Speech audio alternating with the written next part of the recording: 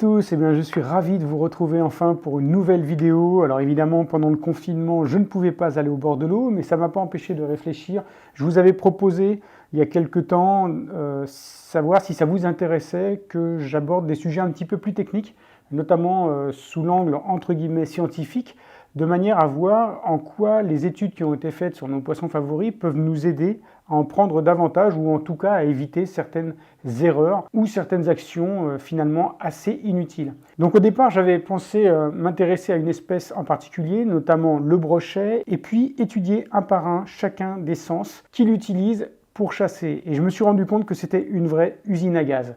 Et finalement, j'ai décidé de me concentrer sur le sens qui est le plus important pour le brochet, à savoir la ligne latérale, enfin le groupe oreille interne, ligne latérale, cerveau du carnassier. Alors on ne va pas se lancer dans un cours d'anatomie parce que ça pourrait vite devenir indigeste, et pour certains d'entre vous, et je le comprends complètement, j'ai demandé aux biologistes, ichthyologistes de faire preuve d'un petit peu d'indulgence parce que je vais m'efforcer de vulgariser un maximum les propos.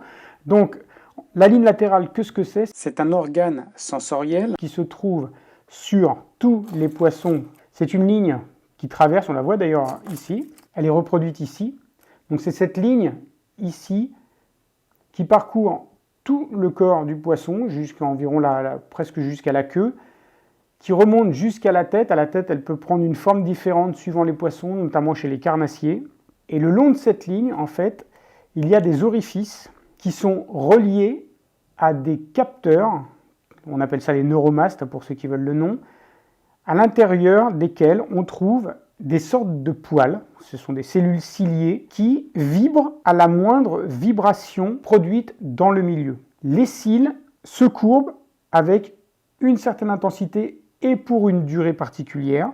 Donc toutes les oscillations des cellules ciliées réparties sur la ligne latérale sont transmises via un nerf unique au cerveau qui les analyse et qui s'en sert pour reconstituer l'image de son environnement. Alors attention, ce n'est pas un sonar, ce n'est pas un dispositif qui envoie des ondes qui sont réfléchies sur un obstacle et qui reviennent. Là, c'est simplement un récepteur, un microphone, pour faire très simple. Et vous allez voir que c'est de tous les sens dont dispose le poisson le plus important. Il est même plus important que la vision. Alors pour démontrer l'importance de la ligne latérale, les scientifiques ont mené pas mal d'études, certaines assez cruelles, on fait moins ça maintenant pour une question d'éthique, et ça a permis de savoir des choses assez intéressantes, notamment une qui est très très importante pour nous, c'est que la ligne latérale, donc qui analyse les vibrations dans l'eau, ou les sources d'oscillation, permettent au poisson de déterminer la direction de la source, la distance qu'il sépare de la source. La ligne latérale permet même au poisson de déterminer la taille et la forme de l'objet en question. Et alors là, évidemment, il y a une question qui se pose, c'est mais jusqu'à quelle distance? Eh bien, si vous voulez bien, on va faire un petit jeu. Je vais vous donner 4 propositions, et puis vous allez choisir celle qui vous paraît la plus probable. Voilà, allez, vous avez une demi-seconde. Alors, personne? Bon, je vous laisse un petit peu plus alors.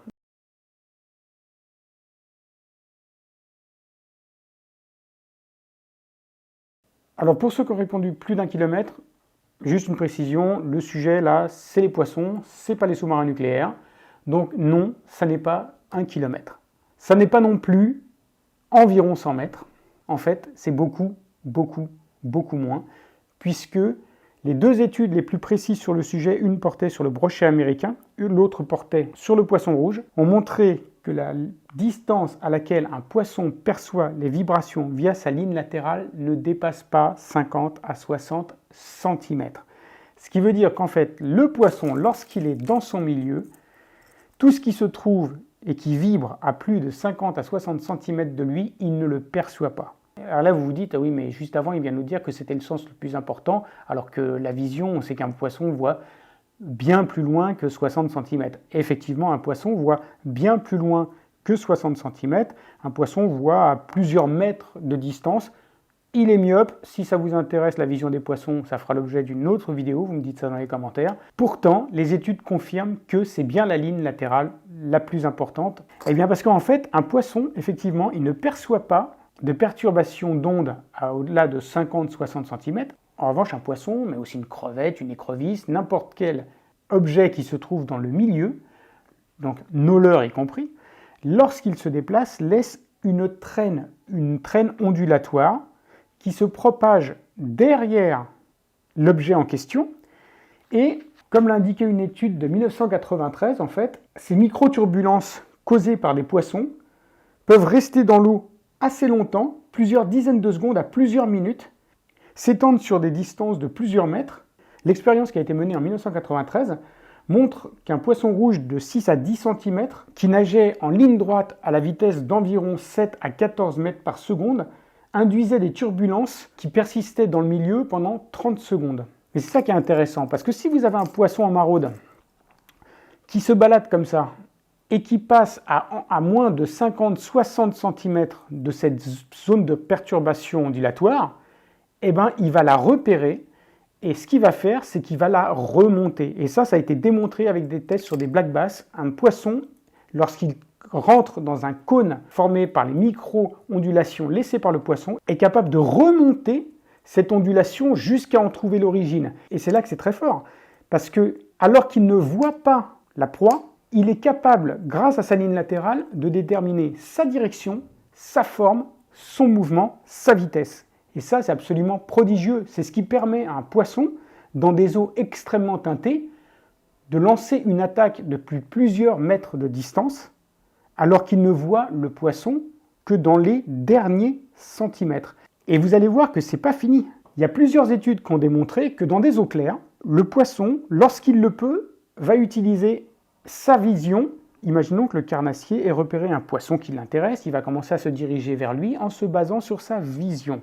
Si le poisson est en déplacement, il va tâcher de se positionner derrière lui. C'est ce qu'on voit sur les vidéos aquatiques en général, et c'est ce qui est confirmé par pas mal d'études. Ça a deux intérêts. Le premier, c'est qu'il passe derrière le cône de vision du poisson, qu'il convoite, donc il est beaucoup plus discret. Et la deuxième chose, vous l'avez compris maintenant, il se sert de sa ligne latérale pour préciser la nature de la cible et les paramètres qu'il va devoir prendre en compte pour réussir son attaque. Mais ce qui est extraordinaire, c'est que le carnassier ne se repose pas sur sa vision pour placer son attaque foudroyante, il se base sur sa ligne latérale. Je vous le répète parce que c'est assez fort, il va utiliser sa vision pour se caler au plus près possible du poisson et déterminer avec précision à qui il a affaire, mais au moment de lancer l'attaque, ce n'est pas l'œil qui est sollicité, mais la ligne latérale. Ça a été démontré à plusieurs reprises avec des études un petit peu violentes qui consistaient à couper le nerf optique du poisson, donc à le rendre aveugle, et lui présenter les proies, puis en détruisant la ligne latérale, en lui laissant la vision. Et on s'est rendu compte que le poisson arrivait à lancer son attaque avec plus de précision et de plus loin lorsqu'il était aveugle, mais que sa ligne latérale fonctionnait encore. Donc voilà, j'ai appris plein de trucs, ça a été très long. Je ne sais plus, je vous mettrai les liens de toutes les études, je ne sais plus combien il y en a. Il y en a un bon petit paquet. Bon, évidemment, en tant que pêcheur, on se demande à quoi ça va nous servir, même si je suis sûr que certains d'entre vous ont déjà bien compris l'intérêt des informations que je viens de vous communiquer. Mais bon, qu'est-ce qu'on peut dire ? Première question, pourquoi est-ce qu'on anime un leurre ? Parce que finalement, un poisson nageur, il est fait pour faire des oscillations dans l'eau, avec les billes bruiteuses, avec la forme de la bavette, avec la forme du leurre lui-même, qui vont laisser donc une trace que le carnassier va pouvoir remonter. Les jerks et les twitch, qu'est-ce que ça va lui faire ? Ça va lui donner matière à réfléchir. Il ne va pas trop savoir à qui il a affaire parce que, comme on twitch et qu'on jerk tout de suite, on crée des micro-perturbations de nature et de fréquence différentes qui fait qu'ok, il perçoit qu'il y a quelque chose, il suit toujours cette trace, il ne sait pas à quoi il a affaire. C'est peut-être que ça va lui donner l'impression qu'il a affaire à une cible plus grosse qu'elle n'est réellement. Les ondulations latérales vont déplacer un volume d'eau qui pourrait correspondre à une cible plus grosse. Et je dis ça, j'en sais rien, là, il n'y a pas d'études qui le disent.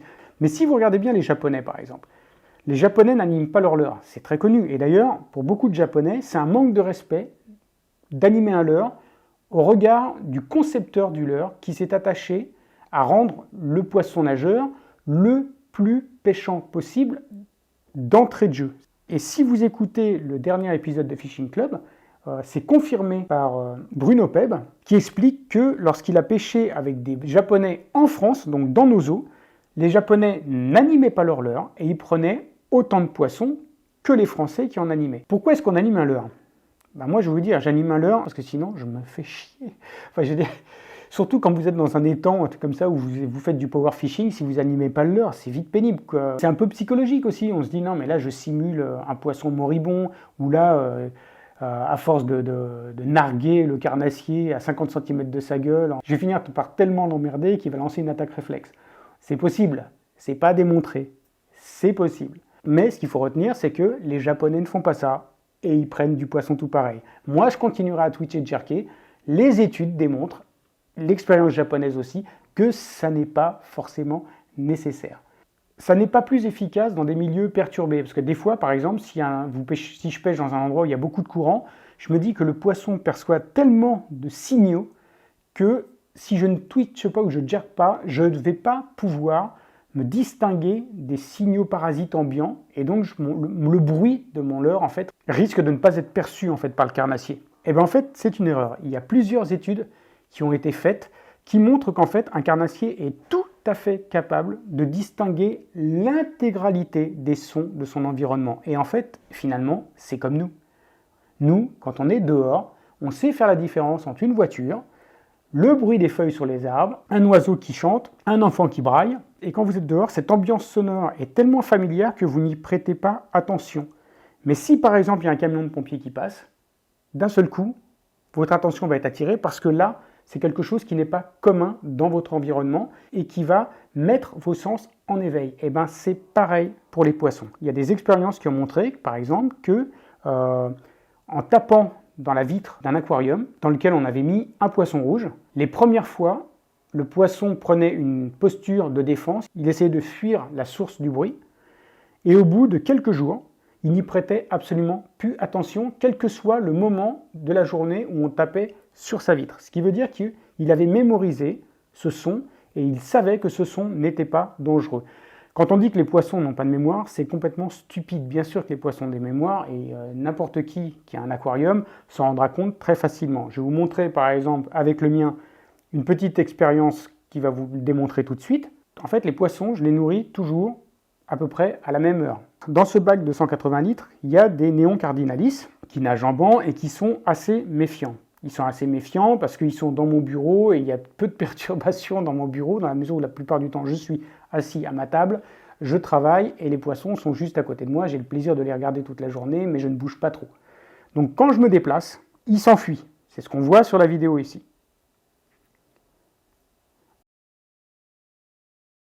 En revanche, quand c'est l'heure du repas, c'est complètement le contraire. Ils s'agglutinent à l'endroit où ils ont l'habitude de recevoir la nourriture, et lorsque je m'approche, même si je n'ai pas de nourriture à la main, ils ont mémorisé que le comportement que j'adopte à ce moment-là n'est pour eux pas synonyme de danger, mais au contraire de l'arrivée de la nourriture. Donc gardez à l'esprit que le carnassier, le poisson en général, non seulement mémorise son environnement, mais il est capable de discerner l'intégralité des sons qui s'y produisent.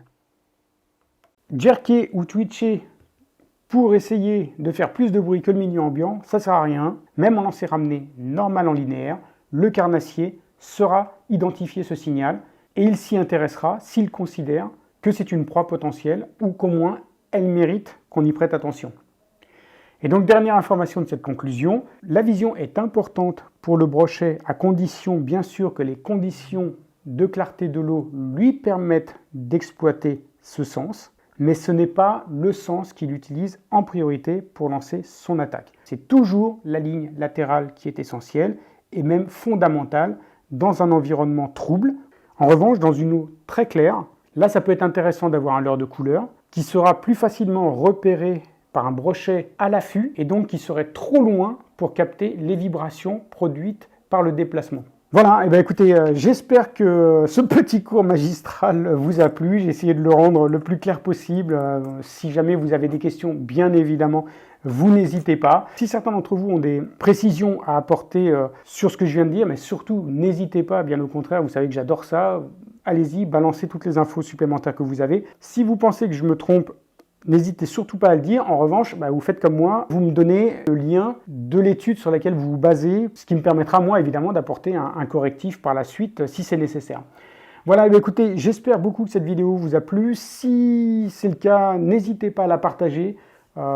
Mettez un gros pouce bleu en l'air et puis dites-moi aussi dans les commentaires si ça vous intéresse que je fasse d'autres vidéos sur un carnassier en particulier ou sur d'autres sens que je n'aurais pas abordé en détail ici.